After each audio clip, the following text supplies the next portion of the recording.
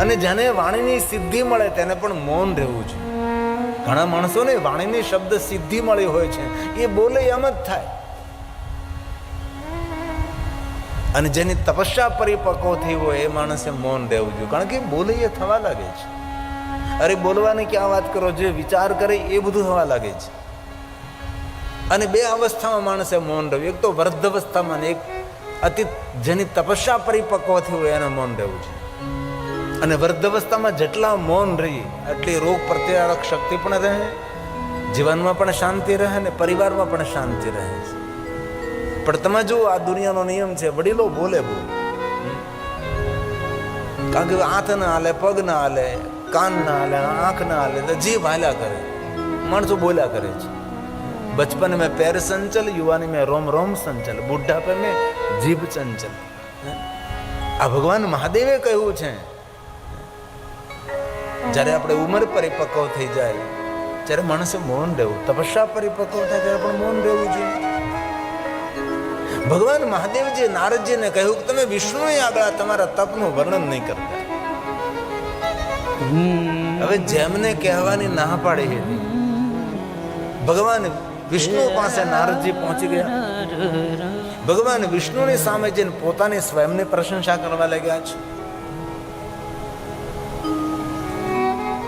અને ભગવાન વિષ્ણુએ મૌનથી નારદજીની પ્રશંસા સાંભળે છે. અને નારદજીએ જ્યારે બોલવાનું બંધ કર્યું ત્યારે ભગવાન વિષ્ણુ બોલ્યા છે, હે નારદજી, આપ મહાન છો, ધન્ય સ્તમ મુનિ શાર્દુલ, તીર્થોમ તો તવા. આપ જેવા તપસ્વી સાધુઓના દર્શન કરવાથી તીર્થજન્ય ફલની પ્રાપ્તિ થાય છે. ભગવાન વિષ્ણુજીએ નારદજીની પ્રશંસા કરી છે. અને કોઈ પોતાની પ્રશંસા કરતો હોય ને તો એમને સૂર પુરાવી દેવાનું. ભગવાન વિષ્ણુ સૂર પુરાવ્યો છે.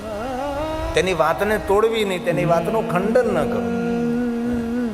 અને ભગવાન સ્વયં શ્રી હરિ બોલે છે, વિષ્ણુ ભગવાન બોલે છે, કૃત આગમ્યતે તાત. ભગવાન મહાદેવજી પણ નારદજીને તાત કહ્યા હતા. અહીંયા ભગવાન વિષ્ણુજી પણ નારદજીને તાત કહે છે. આ નારદજીનું કેટલું મોટું સન્માન છે. ને આપણું સન્માન ને સ્વમાન આપણે જાળવી રાખવું એ આપણા હાથની વાત છે. આપણું કોઈ અપમાન ન કરે તેની કાળજી આપણે સ્વયં રાખવાની છે. આપણે કોઈને અપમાન કરવાનો અવસર જ ન આપે. કોઈ પણ પ્રસંગોમાં જઈએ તો એવી જગ્યાએ બેસીએ કે આપણને કોઈ ઊભા ન કરે, અને જ્યાં બેઠા છે ત્યાંથી પણ ઊભા કરીને સારી જગ્યાએ બેસાડે. અને આપણે જે પહેલા પ્રથમ એવી જગ્યાએ બેસી જાય કે કોઈ આપણને બાવડું પકડીને ઊભા કરે, ભાઈ અહીં તાર નથી બેહવાનું. તેથી માણસે સ્વયં ધ્યાન રાખવાનું છે કે મારું સન્માન કેવી રીતે જળવાય રહે. ભગવાન મહાદેવજી પણ નારદજીને તાત કરીને સંબોધિત કરે છે. ભગવાન વિષ્ણુ પણ નારદજીનું કેટલું સન્માન કરે છે. અને સ્વયં ભગવાન વિષ્ણુ બોલે છે, હે નારદ, કૃત આગમ્યતે તાત કિમર્થમિહ જાગત ધન્યસ્તવં મુનિશાર્દુલ તીર્થોહમ તુ તવાગમાત. કેટલી સુંદર વાત કરી છે. તીર્થોહમ તુ તવાગમાત. આપ જેવા તપસ્વીઓનું દર્શન કરવાથી તીર્થજન્ય ફલની પ્રાપ્તિ થાય છે. તીર્થમાં જવાનું પુણ્ય મળે છે. કોઈ ભજનાંદી પુરુષ હોય, કોઈ તપસ્વી હોય, કોઈ સાધુ હોય, ભગવાનને સમર્પિત કોઈ મહાત્મા હોય, એમનું દર્શન કરવા માત્રથી તીર્થમાં જવાનું ફળ મળે છે. આ ભગવાન વિષ્ણુજી નારદજીને કહે છે. અને નારદજીની માનસિકતાને સમજીને ભગવાન વિષ્ણુજીએ નારદજીની ખૂબ પ્રશંસા કરે છે. અને વિષ્ણુ ભગવાનના મુખેથી પ્રશંસા સાંભળતા વિષ્ણુ વાક્યમ મિતિ શ્રુત્વા નારદો કરવી તો કોની. નારદના અભિમાનમાં વૃદ્ધિ થઈ છે. અને સીધી જ વાત છે ને, નમ્ર વ્યક્તિની પ્રશંસા કરો તો વધારે નમ્ર બને. અને અભિમાની માણસની પ્રશંસા કરો તો વધારે અભિમાની બને. એ તો સીધો વ્યવહાર છે, એક માનસિકતા છે. અને ભગવાન મહર્ષિ વેદવ્યાસજી કહે છે અને સૂત પુરાણે પ્રયાગ તીર્થમાં કહે છે, વિષ્ણુ ભગવાનના મુખેથી પ્રશંસા સાંભળતા નારદના અભિમાનમાં વૃદ્ધિ થઈ છે. વિષ્ણુ વાક્યમિતિ શ્રુત્વા. આ કથા સમજવા જેવી છે. આપણી કોઈ પ્રશંસા કરે તો અભિમાની નહીં બનવાનું.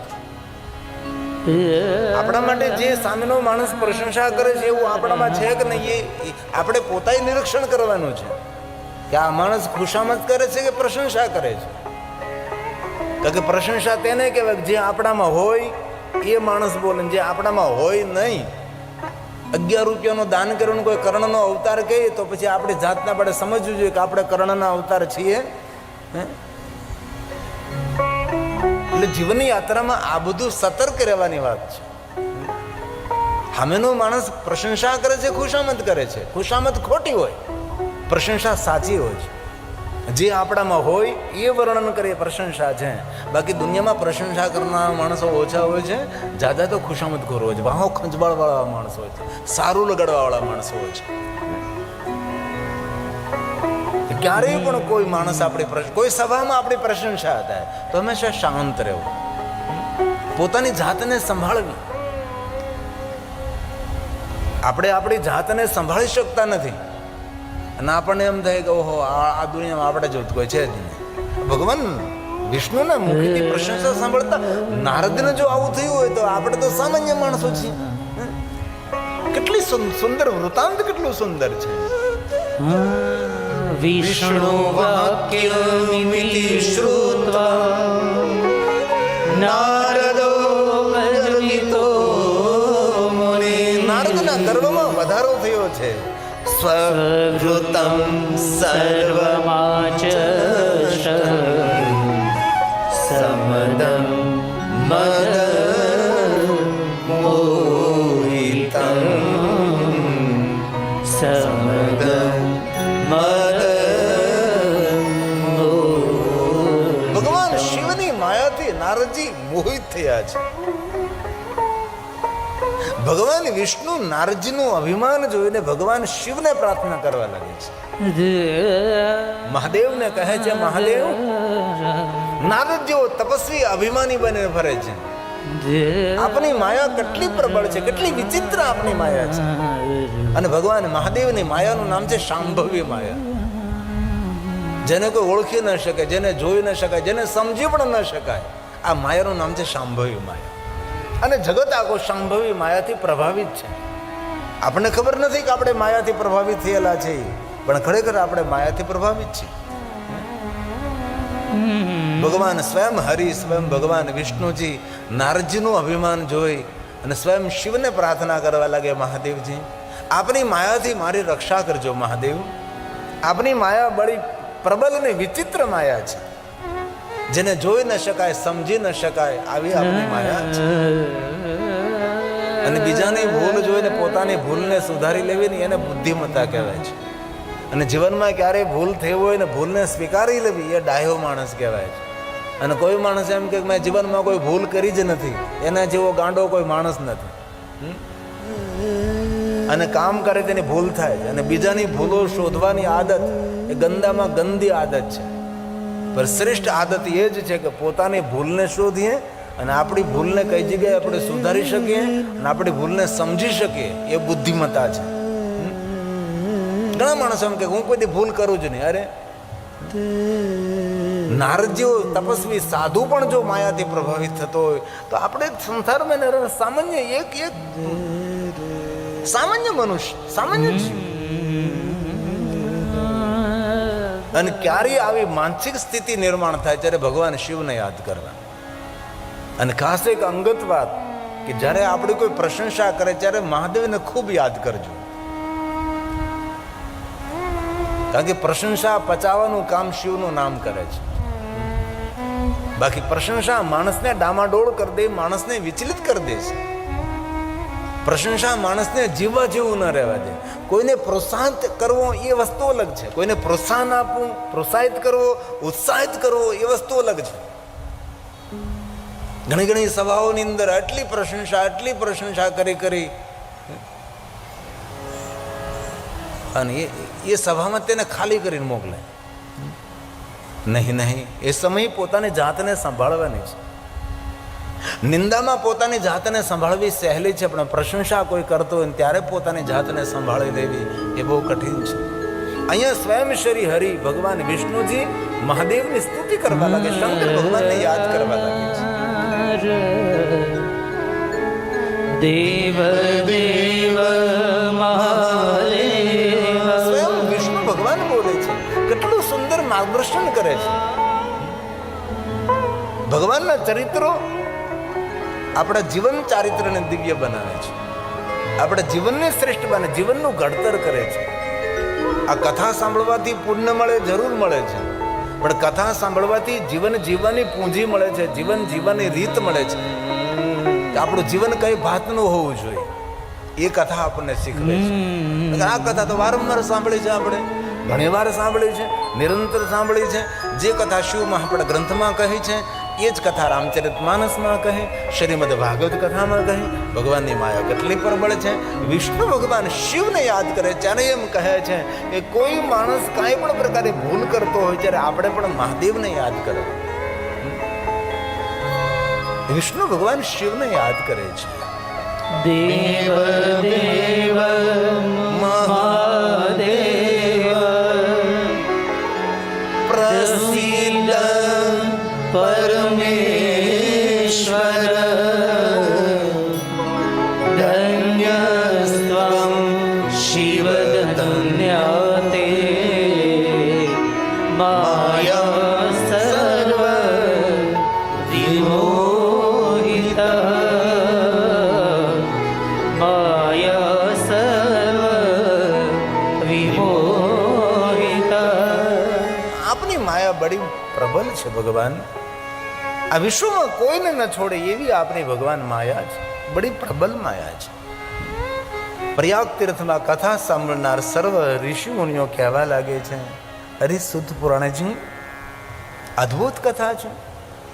નારદજી સાધુ ભગવાન શિવને માયાથી પ્રભાવિત બન્યો છે અને વિષ્ણુ ભગવાન સ્વયં મહાદેવની સ્તુતિ કરવા લાગ્યા છે. જલ્દી આ કથાનું વર્ણન કરો. ત્યારબાદ શું થયું? શૈનકાદિ મહાત્માઓ પ્રયાગ તીર્થની અંદર કથા સાંભળવા માટે આતુર છે, કથા સાંભળવા માટે પ્રેરિત થવા લાગ્યા છે. સૂત સૂત મહાભાગ, વ્યાસ શિષ્ય ભગવાન મહર્ષિ વેદવ્યાસજીના શિષ્ય છો, અમે તમને નમસ્કાર કરીએ છીએ. નારદજીનું સુંદર ચરિત્ર અદ્ભુત છે, અલૌકિક છે. અદ્ભુતેયં કથાત વર્ણિત કૃપયાહિન, વર્ણિત કૃપયા. જલ્દી વર્ણન કરો. જ્યારે સુત પુરાણે કહે છે, હે મહાત્માઓ, ભગવાન વિષ્ણુના મુખેથી પ્રશંસા સાંભળતા નારદજી અહંકારપૂર્વક અભિમાનનો ભાર લઈને નારદજી યાત્રાનો પ્રારંભ કરે છે. યાત્રામાં જતા હતા સુંદર માયા નિર્મિત નગરને જુએ છે. આ નગરમાં પ્રવેશ કરે છે. શિલનિધિ રાજા છે, તેમની પુત્રી વિશ્વ મોહિની છે, આખા વિશ્વને મોહિત કરી શકે એવી છે. નારદજી પણ ભગવાનની માયાથી મોહિત થાય છે. નારદજી વિશ્વ મોહિનીને પરણવાનો વિચાર કરે છે અને નારદજી ભગવાન વિષ્ણુ પાસે તે રૂપની માંગણી કરે છે.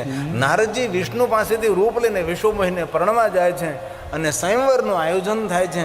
અને એ સમયે ભગવાન વિષ્ણુની પસંદગી વિશ્વ મોહિની કરે છે. નારદજી નારાજ થાય છે અને એ સમયે ભગવાન મહાદેવના ગણો નારદજીનો પરિચય કરાવે છે. નારદજી, વૃથા મદ કરો છો, અભિમાન કરવાનું કોઈ કારણ જ નથી. નારદ, વિશેષ તો અમે તમને કાંઈ ન કહી શકીએ, પણ તમારું મુખ જરા તલ્લી પાછું તલાવડીમાં જો. આપણે તો ખાબચિયામાં જ્યાં મોઢું ધોયા, તલ્લી પાછું સરોવરમાં નહીં, તલાવડીમાં તમારું મુખ. સ્વમુખમ પશ્ચાત, આપનું મુખ જરા જો, તમે કેટલા સુંદર દેખાવ છો. મહાદેવના ગણો બોલે, શંકર ભગવાનના ગણો નારદજીને કહે છે. જો વાણી વર્તન બદલી જાય છે. હે નારદ મુનિ ત્વં હિ. જ્યારે નારદજી મહાદેવની પાસે ગયા ત્યારે મહાદેવે કહ્યું, હે તાત, હે નારદ, હે પ્રાજ્ઞ. ભગવાન વિષ્ણુની પાસે નારદજી ગયા તો વિષ્ણુ ભગવાને કહ્યું, હે તાત, હે નારદ. કેટલું સુંદર સન્માન આપ્યું છે. આજે મહાદેવના ગણો નારદજી સાથે કેવો વ્યવહાર કરે? કારણ કે આપણું અપમાન આપણે જ કરાવતા હોય છે. આપણે જ આપણા વ્યવહારથી નીચે ઉતરી જતા હોય છે. જે નારદને તાત શબ્દોથી શંકર ભગવાન સંબોધિત કરે, જે નારદને તાત શબ્દોથી વિષ્ણુ ભગવાન સંબોધિત કરે, એ જ નારદ છે, બીજા કોઈ નારદ નથી. મહાદેવના ગણો કહે છે, હે નારદ, ત્વમ, ત્વમ તું, હે નારદ. હે નારદ મુનિ ત્વં હિ. હે નારદ, આપ જરા જો, તાત, સાધુ, મુનિ બધું જ ગયું. હે નારદ મુનિ ત્વમ, આપ જરા દેખો. વૃથા મદન મોહિત.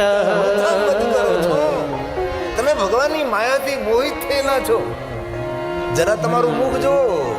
તલ્લિંસુ સ્વમુખં પશ્ય વાનરસ્યૈવ ગર્હિતા. વાનરસ્યૈવ તમારું મુખ ગર્હિતા. વાનર જેવું છે નારદજી. એ સમયે નારદજી ક્રોધ કરે છે અને ભગવાન મહાદેવના ગણોનો અનાદર કરી અને ભગવાન શિવના ગણોને શ્રાપ આપે છે કે નારદ કહે છે કે તમે રાક્ષસ થશો. તારી પ્રયાગ તીર્થમાં કથા સાંભળનાર શૈનકાદી મહાત્માઓ કહે છે, આવી ભગવાનની માયા. કેટલા મોટા તપસ્વી નારદ. મુનિઓમાં શ્રેષ્ઠ નારદો, મુનિ સતમાં જેટલા મુનિઓ છે તેમાં શ્રેષ્ઠ નારદ છે. નારદ આવા મોટા તપસ્વી અને ક્રોધ કરે નારદજી. અને ક્રોધયુક્ત નારદજી શિવગણોને શ્રાપ આપે. હે સુત પુરાણજી, આ કથા તો કેટલી વિચલિત કરનાર છે. ભગવાનની માયા કેટલી પ્રબળ છે. ભગવાનની માયા, આ માયાનું કોણ વર્ણન કરી શકે? તદધીન ચરાચરમ. બુદ્ધિ દ્વારા સમજી ન શકાય, શબ્દો દ્વારા જેનું વર્ણન ન થઈ શકે, આંખ દ્વારા જેને જોઈ ન શકે, આવી ભગવાનની માયા. મહાત્માઓ બોલે, હે સૂત, સૂત, સૂત સૂત મહાપ્રાજ્ઞ. મહાપ્રાજ્ઞ આત્મજ્ઞાની સૂત. નારદજીનું ચરિત્ર આવું વિચિત્ર ચરિત્ર. વર્ણિતા અયભૂતા કથા. અદ્ભુત કથા છે નારદજી. ધન્ય છે ભગવાનની માયા. ધન્યા તુ શાંભવી તદીનં ચરાચરં. તદીનં બુદ્ધિ ચરાચરં. દ્વારા સમજી ન શકાય એવી ભગવાન શિવની માયા અને પૂરા જગતમાં વ્યાપેલી ફેલેલી ભગવાન શિવજીની માયા. ચરાચરમ. દુનિયાની કોઈ જગ્યા એવી નથી જ્યાં ભગવાન શિવજીની માયા વ્યાપેલી નથી. આવી શિવજીની માયા. મહાત્માએ પ્રશ્ન કર્યો કે હે સુત પુરાણજી, વચ્ચે એક વાતનો પ્રશ્ન થાય છે. આ ભગવાન શિવજીની શાંભવી માયાથી કોણ સુરક્ષિત રહી શકે? આ સુંદર પ્રશ્ન કર્યો છે મહાત્માઓએ કે ભગવાન મહાદેવની માયાથી સૌ પ્રભાવિત થાય છે. જે માયાનું નામ શાંભવી માયા છે, તો એ તો તમે કહો કે ભગવાન શિવજીને શાંભવી માયાથી પ્રભાવિત કોણ ન થાય અને શાંભવી માયાથી સુરક્ષિત કોણ રહી શકે છે? અને શાંભવી માયા કોને સંમોહિત ન કરે? એના માટે કોઈ ઉપાય કરો. આપે એમ કહ્યું કે આ દુનિયામાં દરેક જગ્યાએ વ્યાપેલી ભગવાન શિવની માયા છે. ધન્ય તો શાંભવી માયા તદધીન ચરાચરમ. લેકિન આપ એ તો કહો કે ભગવાન મહાદેવની માયાથી કોણ સુરક્ષિત રહે? ત્યારે સુત પુરાણે કહે છે, મહાત્માઓ સાંભળો, તમે તમારા વાતનો ઉલ્લેખ કરું છું અને સ્વયં સુત પુરાણજી ભગવાન શિવની શાંભવી માયાથી કઈ રીતે સુરક્ષિત રહી શકાય છે એના માટે કહે છે. દુર્જ્ઞેયા શાંભવી માયા. ભગવાન મહાદેવની શાંભવી માયા સર્વેષાં પ્રણિનામિ. દુનિયાના જેટલા જેટલા જીવો છે દરેક જીવો ભગવાન શિવની શાંભવી માયાથી પ્રભાવિત છે. પણ શિવની શાંભવી માયાથી સુરક્ષિત એ જ વ્યક્તિ છે ભક્તં વિનર્પિતાત્માનો. જે ભગવાન શિવનું ભજન કરે છે, જે નિરંતર મહાદેવને યાદ કરે છે અને શિવજીને જે સમર્પિત રહે છે, જે જગતના પિતા ભગવાન મહાદેવનું ભજન કરે છે અને ભગવાન શિવને જે યાદ કરતા રહે છે, તે ભગવાન શિવજીની શાંભવી માયાથી સુરક્ષિત રહે છે. તયા સંમોહ્યતે જગતઃ. તયા સંમોહ્યતે જગતઃ. બાકી સૌને ભગવાન શિવજીની માયા પ્રભાવિત કરે છે. ભગવાન શિવજીની માયાથી સુરક્ષિત કોણ રહી શકે છે? જે ભગવાન મહાદેવની ભક્તિ કરે છે, મહાદેવની જે ઉપાસના કરે, તે શિવની માયાથી સુરક્ષિત રહે છે. હે સુત પુરાણે જે ત્યારબાદ નારદે કયું ચરિત્ર કર્યું આપ કહો. સુત પુરાણે કહે છે મહાત્માઓ, નારદજી મહાદેવના ગણોને શ્રાપ આપીને ક્રોધયુક્ત નારદજી ભગવાન શ્રી હરિ વિષ્ણુ ભગવાનને કહેવા લાગે છે, શ્રી હરિ આપે મારી સાથે કપટ કર્યું છે, મારું મુખ વાંદર જેવું બનાવ્યું. અને એ સમયે સ્વયં નારદજી ભગવાન વિષ્ણુનો અનાદર કરતા ભગવાન વિષ્ણુજીને કહે છે, તમે નારણમાંથી નર રૂપને ધારણ કરશો, નારી વિયોગના દુઃખો તમારે ભોગવવા પડે, એ સમયે તમને કોઈ મદદ નહીં કરે, મારું મુખ વાંદર જેવું છે, વાંદરાઓ તમને મદદ કરશે. આવું ભગવાન શિવજીને ભગવાન વિષ્ણુજીને કહ્યું છે નારદજીએ. નારદજી ભગવાન વિષ્ણુજીનું અપમાન કર્યું છે, અનાદર કર્યો છે. શિવપુરાણ ગ્રંથમાં તો ભગવાન મહર્ષિ વેદવ્યાસજીએ નારદજીએ શું શું ભગવાન વિષ્ણુને કહ્યું છે, કેવા કેવા શબ્દોનો પ્રયોગ કર્યો છે. કારણ કે ક્રોધમાં છે નારદજી, અને જ્યારે ક્રોધ આવે ત્યારે માણસનું મુખ ખોલી જાય. ક્રોધમાં શબ્દોનો વિવેક નથી રહેતો, આપણે સૌ જાણીએ છીએ. જે માણસ ક્રોધ કરે છે એના શબ્દોમાં વિવેક ન હોય. અને નારદજી અતિ ક્રોધ કરીને ભગવાન વિષ્ણુનો અનાદર કર્યો છે. અને ક્રોધ કેટલો સમય? ક્રોધની અવધિ થોડા સમય હોય છે, પણ ક્રોધ આપણું બહુ અહિત કરે છે. આપણી સામે હજારો શત્રુ ઉભા હોય, હજારો દુશ્મનો આપણો અહિત ન કરી શકે, એ થોડી વાર માટે આવેલો ક્રોધ આપણું અહિત પણ કરી શકે છે અને આપણું અપમાન પણ કરાવી શકે છે. હવે આ નારદજી શાંત થયા છે. નારદજીને ભગવાન શિવજીના શબ્દો યાદ આવ્યા છે કે ભગવાન મહાદેવે કહ્યું હતું, ગોપ્યમ ગોપ્યમ સર્વથા. નારદજી, વિષ્ણુની સામે તમારા જીવન ચરિત્રની વાતો નહીં કરતા, અને મેં ભગવાન વિષ્ણુની સામે મારી પોતાની સ્વયંની પ્રશંસા કરી. પણ હવે નારદજીને જ્યારે ભગવાન શિવજીના શબ્દો યાદ આવે છે ત્યારે તો બહુ સમય જતો રહ્યો હતો, બહુ મોડું થયું હતું. હવે નારદજી ક્રોધ મુક્ત બને છે અને એ સમયે ભગવાન વિષ્ણુની ક્ષમા યાચના કરે છે. અને આપણા જીવનમાં પણ આવું જ છે ને. ક્રોધમાં આપણે કેટલાનું અપમાન કરી નાખીએ, ક્રોધમાં નહીં બોલવાનું બોલી નાખીએ, અને ક્રોધ શાંત થાય પછી આપણે માફી માગતા હોઈએ છીએ કે મારાથી ક્રોધમાં બોલાઈ ગયું, આવેગમાં બોલાઈ ગયું, અપમાન થઈ ગયું, તમારા માટે નહીં બોલવાના શબ્દો બોલ્યા, કઈ કઈ ક્ષમા યાચના કરીએ, પણ જે એ બોલાઈ ગયું છે તો પાછું વળી શકતું નથી. તેથી માણસે હરપલ સાવધાન રહેવું.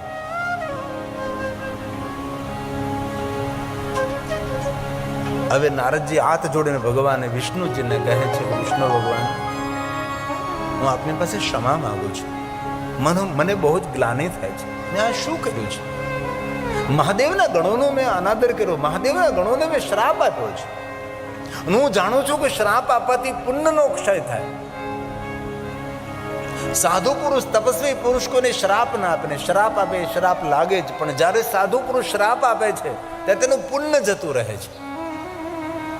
ભગવાન વિષ્ણુજી, મેં શિવગણોને શ્રાપ આપ્યો, મારું પુણ્ય ગયું. મેં તમારો અનાદર કર્યો ભગવાન, મારા હૃદયમાં સંતાપ જાગ્યો છે. એ સમયે ભગવાન મહાદેવના ગણો નારદ પાસે આવે છે. નારદજીને કહે છે, નારદ, આ ભગવાનની અદ્ભુત લીલા છે. આપે અમને બંનેને કહ્યું કે તમે રાક્ષસ થશો, અમારું કલ્યાણ કરો નારદજી. એ સમયે નારદ કહે છે, તમે એવા પ્રતાપી મહાન બળવાન રાક્ષસ થશો કે તમારે આધીન દેવતાઓ પણ રહેશે. દુનિયાના દરેક દુર્ગુણો તમારામાં રહેશે, પણ તમારામાં એક સદગુણ રહેશે. ભગવાન મહાદેવની ભક્તિથી તમે વંચિત નહીં રહો, અને તમારું નામ રાવણ અને કુંભકર્ણ રહેશે. તેથી રાવણ અને કુંભકર્ણ ભગવાન મહાદેવના ભક્ત રહ્યા છે. દુનિયાના દરેક દુર્ગુણો પણ એક સદગુણ ભગવાન મહાદેવ તરફ તમને ભક્તિ રહેશે. અને ભગવાન સ્વયં વિષ્ણુજી સુંદર નારણમાંથી નર રૂપ ધારણ કરી શ્રી રામ રૂપે પ્રગટ થશે અને અદ્ભુત ભગવાન શ્રી રામ લીલા કરશે, અને રામ દ્વારા તમારું કલ્યાણ થશે. નારદજી એવું નથી કહ્યું કે તમારું મૃત્યુ થશે. ભગવાન શ્રી રામ દ્વારા તમારું મંગલ થશે. હવે નારદજી હાથ જોડીને ભગવાન વિષ્ણુજીને કહે છે, ભગવાન, કેટલું મોટું તપ કર્યું મેં. દેવતાઓ ઋષિ મુનિઓ મારો જય જયકાર કરતા હતા, અને ભગવાન શિવની માયાથી હું પ્રભાવિત બન્યો. મહાદેવના ગણોને શ્રાપ આપ્યો, તમારો અનાદર કર્યો મેં ક્રોધ કર્યો ભગવાન. અને ક્રોધ કરવાને કારણે મારા હૃદયમાં સંતાપ જાગી રહ્યો. હવે સંતાપમાંથી વિશ્રામ કેવી રીતે મળવો? અને ક્રોધ બીજું કાંઈ ના આપે. ક્રોધ હંમેશા સંતાપ આપે છે. ક્રોધ સંબંધોને બગાડે છે. તેથી ક્રોધના આવેગ ઉપર સંયમ રાખવો એ બુદ્ધિમાન પુરુષો માટે બહુ જ મહત્વનું છે. અને ક્રોધ અજ્ઞાનથી ઉત્પન્ન થાય છે, અભિમાનથી વધે છે. ઘણા માણસો વાતમાં એટલો ક્રોધ કરી નાખે, કાંઈ જરૂરી ન હોય તો પણ ક્રોધ કરે. ક્રોધ તો હર વ્યક્તિને આવે છે, પણ ક્રોધ ઉપર સંયમ. અને ક્રોધ ક્યારે આવે?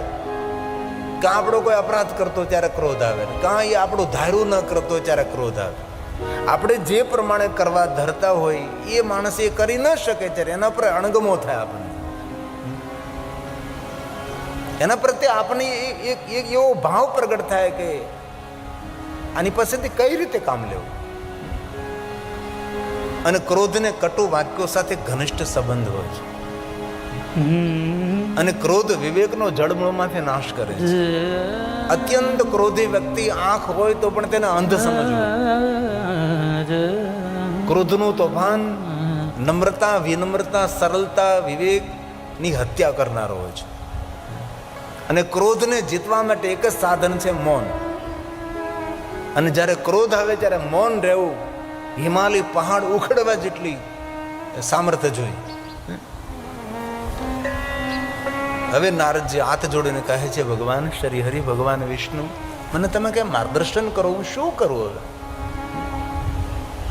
મારા હૃદયમાં સંતાપ જાગી રહ્યો છે, મને ઉદ્વેગ થાય છે, અંદરથી મને અણગમો થાય છે, મને અંદરથી ભય લાગે છે. જ્યારે ભગવાન વિષ્ણુએ બહુ સુંદર વાત કરી. ભગવાન વિષ્ણુએ કહ્યું કે નારદજી, જ્યારે પુણ્યનો ક્ષય થાય ને, ત્યારે ભય, ઉદ્વેગ અને તાપ અને સંતાપ ઉભા થાય છે. તમારી પાસે તપ ઘણું હતું, પણ તમે શ્રાપ આપીને તમારા તપને પૂર્ણ કર્યું. કોઈને આશીર્વાદ આપવાથી પુણ્યની વૃદ્ધિ થાય છે, પણ કોઈને શ્રાપ આપવાથી આપણું પુણ્ય ક્ષય થાય છે. ભલે કોઈને માટે આપણે આશીર્વાદ ના આપી શકીએ, પણ ભૂલથી કોઈને શ્રાપ ના આપો. થોડું દુઃખ સહન કરી લેવું, થોડું પાછું હટી જવું, થોડો રસ્તો બદલી નાખવો, પણ કોઈને શ્રાપ ના આપો. ભગવાન વિષ્ણુજી નારદને કહે છે, નારદ, જ્યારે જ્યારે ઋષિમુનિઓ બીજાને શ્રાપ આપ્યા છે, ત્યારે ઋષિમુનિઓ હંમેશા હિમાલય પહાડમાં તપ કરવા માટે જતા રહ્યા છે.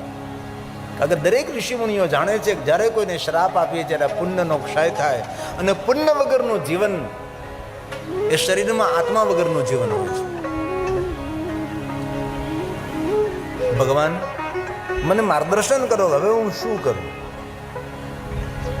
ત્યારે ભગવાન વિષ્ણુજી નારદજીને કહે છે, નારદ, સંતાપમાંથી મુક્ત થવા માટે એક જ માર્ગ છે, ભગવાન શિવને યાદ કરો. હવે ભગવાન વિષ્ણુજી નારદજીને શિવ ભક્તિનું માર્ગદર્શન કરે છે.